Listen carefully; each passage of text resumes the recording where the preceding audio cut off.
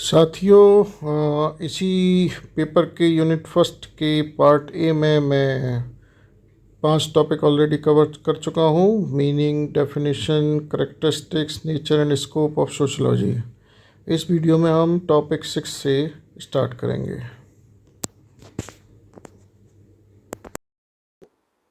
तो विषय वस्तु का तात्पर्य उन निश्चित बातों या विषयों से है जिसका अध्ययन एक शास्त्र के अंतर्गत किया जाता है। अधिकांश समाजशास्त्री निम्न बातों को इसमें सम्मिलित करते हैं। ठीक है, जैसे सामाजिक प्रक्रियाओं को, सामाजिक संस्थाओं को, सोशल कंट्रोल को, सोशल चेंजेस को, social process, social institution, social control and social change. ये सब्जेक्ट मैटर सोशोलॉजी का होना चाहिए। ठीक है, दुर्खीम विषय वस्तु के बारे में कहते हैं कि समाजशास्त्र की विषय वस्तु के रूप में सोशल फैक्ट्स का हम लोगों का अध्ययन करना चाहिए।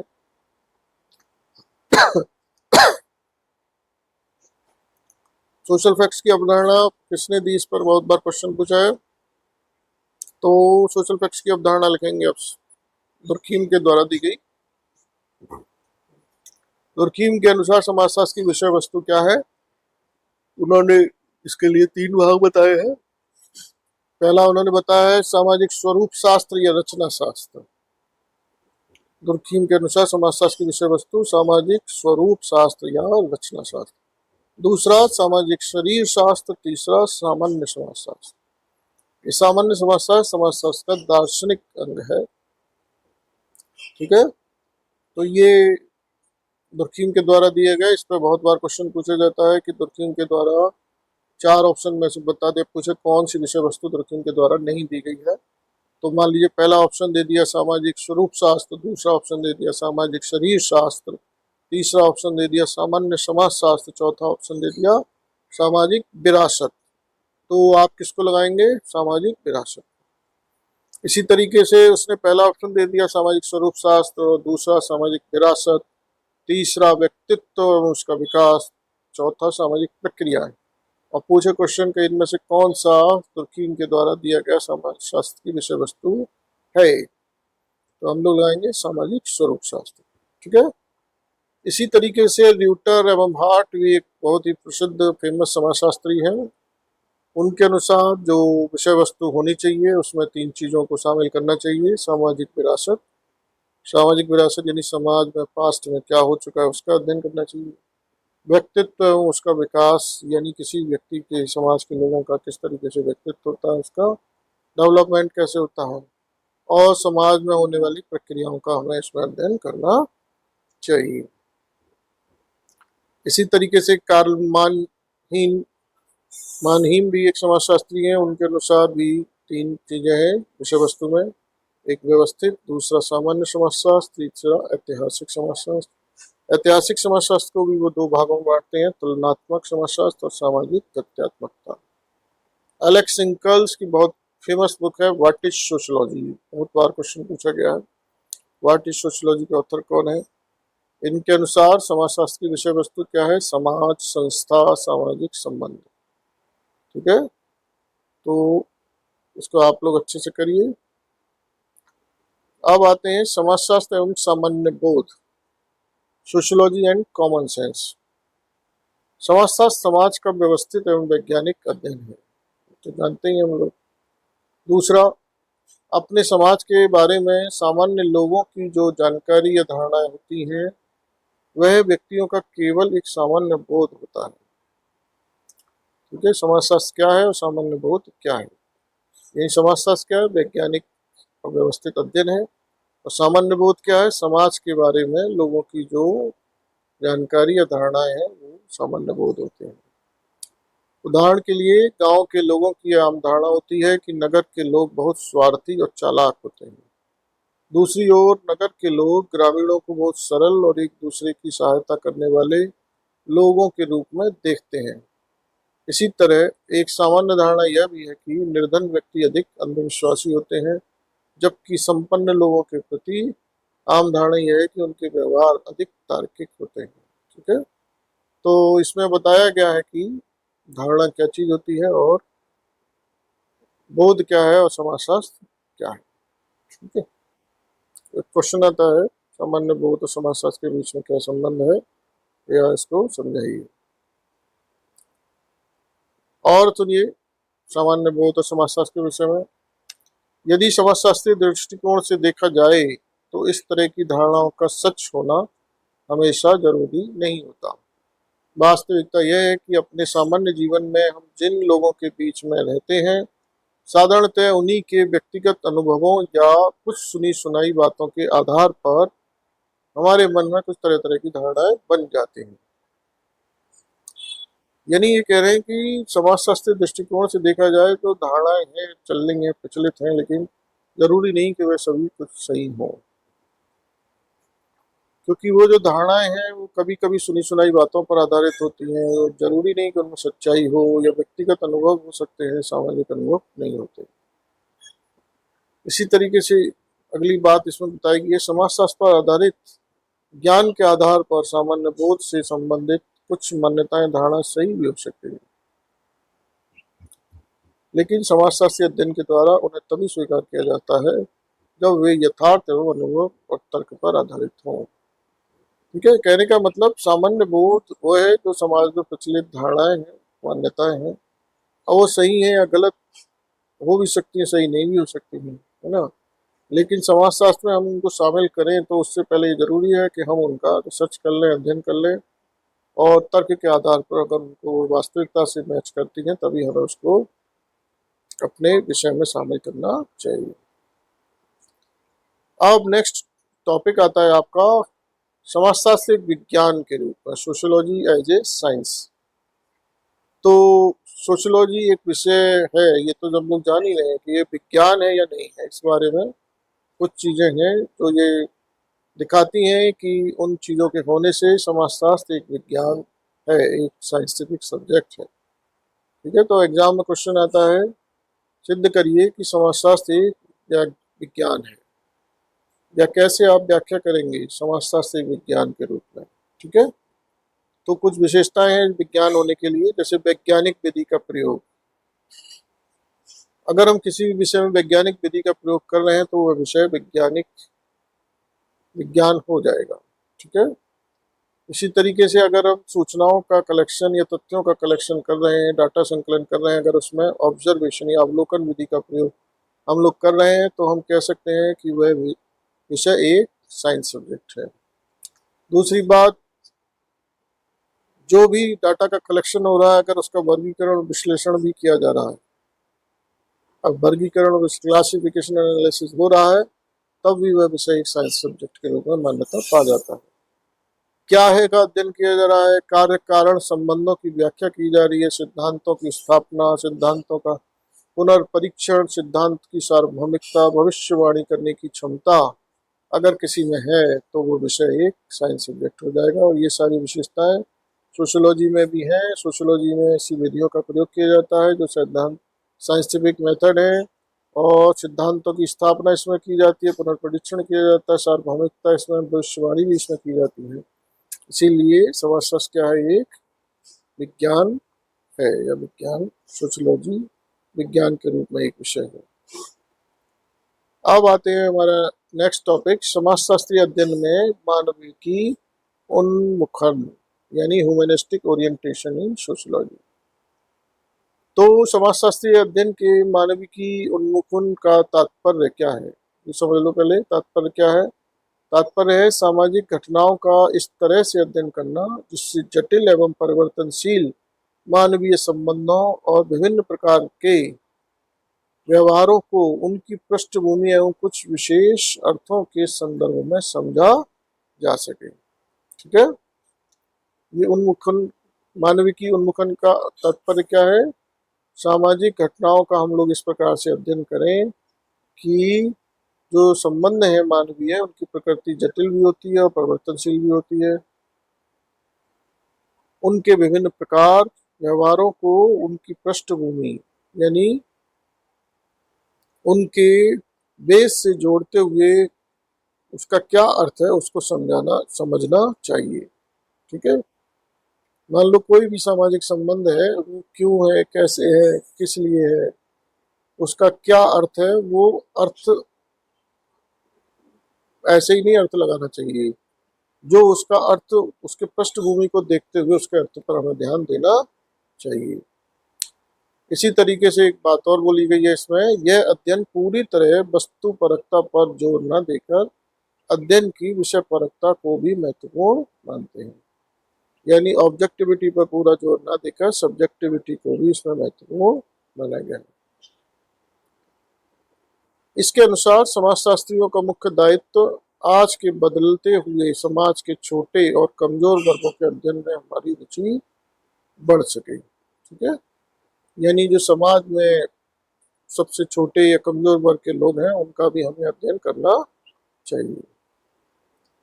मानविकी उन्मुखन से प्रभावित विद्वान समाजशास्त्री अध्ययन के लिए नैतिक तटस्थता को उतना महत्वपूर्ण नहीं मानते जैसा कि इसे वैज्ञानिक उन्मेष से संबंधित लेखकों ने आवश्यक मान लिया था।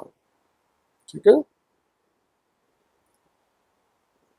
जो मानविकी वाले समाजशास्त्री हैं वो तटस्थता को उतना महत्वपूर्ण नहीं, तटस्थता मतलब ऑब्जेक्टिविटी, अपनी भावनाओं को, अपने विचारों को, अपनी मान्यताओं को अलग रख के अध्ययन करना तटस्थता होता है, लेकिन उनको शामिल कर लिया जाए तो वो तटस्थता नहीं रहती। तो ये बोल रहे हैं कि जो मानविकी उन्मुखन की बात करते हैं वो तटस्थता पूरी तरीके से उस पर विश्वास नहीं करते।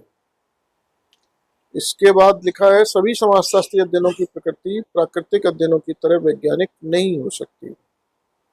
ठीक है, वो कह रहे हैं सामाजिक सामाजिक विषय होता है, प्राकृतिक विज्ञान प्राकृतिक, नेचुरल साइंस होते हैं।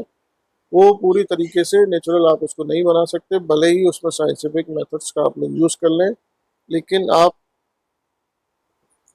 फुल्ली ये नहीं कह सकते कि ये पूरी तरीके से वैज्ञानिक विधियों का प्रयोग हो रहा है इसमें। सामाजिक घटनाओं का मानविकी परिप्रेक्ष्य वैज्ञानिक परिप्रेक्ष्य के समान ही महत्वपूर्ण है। ठीक है, यानी सामाजिक घटनाओं का जो मानविकी ह्यूमनिस्टिक एस्पेक्ट है वो साइंटिफिक अप्रोच के समान ही इम्पोर्टेंट, दोनों को समान रूप से समझा गया है। सामाजिक घटनाओं के अध्ययन के लिए जो विभिन्न उपागम विकसित हुए हैं उनमें 4 उपागम अधिक महत्वपूर्ण है। लोक जीवन पद्धति या निर्जाति पद्धति शास्त्र, दूसरा प्रघटना शास्त्र, तीसरा प्रतीकात्मक अंत्यक्रियावाद, चौथा आमूल परिवर्तनवाद। ये 4 उपागम जो है इस मानविकी उन्मुखन से संबंधित है। ठीक है, नेक्स्ट और लास्ट जो टॉपिक है वो समाजशास्त्र का उद्भव एवं विकास है, history and emergence of sociology. तो समाजशास्त्र का विकास देखिए, सबसे पहले इसकी अवस्थाएं हैं। तो पहली अवस्था क्या है, प्रथम अवस्था इसकी यूरोप से शुरू हुई। ठीक है, सबसे पहले यूरोप से इसको उद्भव माना गया। प्लेटो द्वारा लिखित पुस्तक रिपब्लिक है तथा अरस्तु ने एक पुस्तक लिखी इथिक्स एंड पॉलिटिक्स की रचनाएं इस दिशा में प्रमुख प्रयास थे। इनमें समाज जीवन से संबंधित विभिन्न समस्याओं एवं घटनाओं का व्यवस्थित विवरण प्रस्तुत किया गया। ठीक है, यानी जो प्लेटो की पुस्तक रिपब्लिक और अरस्तु की पुस्तक इथिक्स एंड पॉलिटिक्स में सबसे पहले सामाजिक समस्याओं और घटनाओं का वर्णन प्रस्तुत किया गया था। उसके बाद मनु ने अपनी रचना मनुस्मृति में भारतीय समाज व्यवस्था का और कौटिल्य ने अर्थशास्त्र में सामाजिक आर्थिक व्यवस्था का विवेचन प्रस्तुत किया। प्रथम अवस्था में मनु, कौटिल्य, प्लेटो, अरस्तु यूरोप से इसका, हालांकि मनु और कौटिल्य तो इंडियन है लेकिन यूरोप, प्लेटो और अरस्तु यूरोपीय हैं, तो इनके द्वारा ही सबसे पहले सामाजिक समस्याओं को प्रस्तुत किया गया था, इसलिए यूरोप इसका शुरुआत मानी जाती है। द्वितीय अवस्था में थॉमस एक्यूनस तथा दांते की रचनाओं का उल्लेखनीय योगदान रहा। इस काल के विचारकों के चिंतन में वैज्ञानिकता का प्रभाव दिखाई देने लगा। यानी थॉमस एक्यूनस और दांते की जो पुस्तकें हैं उनमें समाज के बारे में बात की गई, और न केवल बात की गई बल्कि साइंटिफिक दृष्टि से उस पर चर्चा की गई, कार्य कारण संबंधों पर जोर दिया गया, इसीलिए उनको द्वितीय अवस्था इसमें बोला गया। यानी पहली अवस्था में साइंटिफिक नहीं था, द्वितीय अवस्था में साइंटिफिक प्रभाव उस पर देखा गया। थर्ड स्टेज क्या है? थर्ड स्टेज में बताया गया प्रारंभ 15वीं शताब्दी से माना गया है। 15वीं शताब्दी से थर्ड स्टेज मानी गई है। इस काल में सामाजिक घटनाओं के अध्ययन में वैज्ञानिक विधि का प्रयोग प्रारंभ हुआ। द्वितीय अवस्था में वैज्ञानिकता का प्रभाव देखा गया, पूरी तरीके से नहीं था, लेकिन बस जस्ट कहीं कहीं थोड़ा थोड़ा देखा गया। लेकिन थर्ड स्टेज पे जब आए तो इसमें अच्छे तरीके से वैज्ञानिक विधि का प्रयोग समाजशास्त्र के अध्ययनों में देखा जाने लगा। इसमें हॉब्स, लॉक तथा रूसो के द्वारा सिद्धांत दिया गया सामाजिक समझौते का सिद्धांत, जो समाज से संबंधित था। इसी तरीके से सर थॉमस मूर ने अपनी पुस्तक यूटोपिया में दिन प्रतिदिन की सामाजिक समस्याओं को समझाने का प्रयत्न किया। इस काल के विद्वानों का यद्यपि समाजशास्त्र के विकास में काफी योगदान है, परंतु इनके अध्ययनों में एक रूपता एवं विशेषीकरण का अभाव था। ठीक है, तो देखिए इसमें क्या है, थर्ड स्टेज में वैज्ञानिक विधि का प्रयोग किया गया, बहुत कुछ किया गया, लेकिन फिर भी स्पेशलाइजेशन नहीं था और एक रूपता नहीं थी। फोर्थ स्टेज आती है।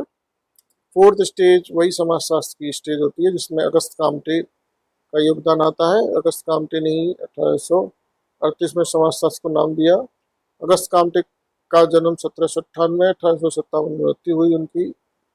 ठीक है, और ये वैज्ञानिक विकास की वास्तविक व्यवस्था थी। हालांकि वैज्ञानिक चीजों का प्रयोग और मेथड्स का प्रयोग थर्ड स्टेज में हुआ था। सेकंड स्टेज में वैज्ञानिकता का प्रभाव देखा गया। थर्ड स्टेज में साइंटिफिक मेथड का प्रयोग हुआ, लेकिन वास्तविक दृष्टि से साइंटिफिक मेथड का यूज इस फोर्थ स्टेज में हुआ। तो इसीलिए अगस्त काम्टे ने सबसे पहले जो नाम दिया वो सोशल फिजिक्स नाम दिया समाजशास्त्र का। फिर 1838 में उन्होंने नाम चेंज करके इसका नाम समाजशास्त्र रख दिया और उनको बोला जाने लगा फादर ऑफ सोशलॉजी। प्रसिद्ध ब्रिटिश समाजशास्त्री अल्बर्ट स्पेंसर ने समाजशास्त्र के विकास में सक्रिय योगदान दिया। 1876 में अमेरिका के येल यूनिवर्सिटी में समाजशास्त्र की पढ़ाई का कार्य प्रारंभ हुआ।